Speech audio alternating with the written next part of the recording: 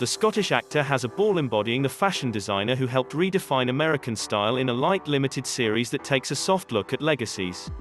For a series where Vera Farmiga creates perfume by wrapping a used jock strap around her face and Ewan McGregor screams, "Get it, Sassy!" at his starry-eyed assistant when the office runs low on cocaine, the most surprising aspect of Halston is how ordinary it feels. Told in less time than the last Lord of the Rings, Ryan Murphy's latest prestige limited series is light on conflict, high on privilege, and barely reaches into its titular lead's background to unearth meaningful drama. Instead, it just coasts along on Ewan McGregor's considerable charms, lush craft work now standard to the mega-produces projects, and a broad biopic template so well worn it slides on too easily, like an old coat that you had thought was new. Still, this isn't Ratched. There's a bit of thought behind Halston, and even better, there's a wistful regret driving its incrementally more interesting second half.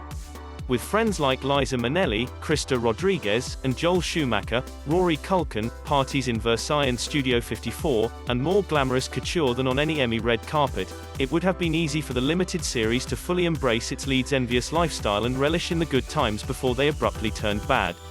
But Murphy and fellow writer-producer Ian Brennan imbue even the most mirthful scenes with lingering gloom, honing in on Halston's loss of identity fairly early on, and that choice, in its own weird, inadequate way, helps make up for the show never giving him much of one to begin with.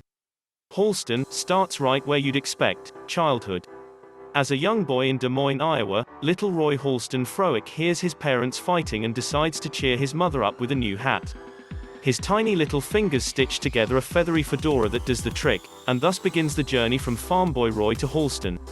Before 2 minutes have passed, the now-grown stylist has already designed a pillbox hat for Jackie Kennedy and entered into an enviable arrangement with Manhattan's Bergdorf Goodman department store. He's well on his way, but then, people stop wearing hats. To hear it from Halston, one would expect to gaze out at the Kentucky Derby and see people squinting hopelessly into the sun, or baseball uniforms would end at the players' pinstriped shoulders, such is the catastrophic fallout for this singular designer. Except, there's no real fallout. No one wears hats. Fine. Halston will make dresses. After 10 minutes, he's got his first line on the runway. In 20, he's got a team assembled and a storefront on Madison Avenue.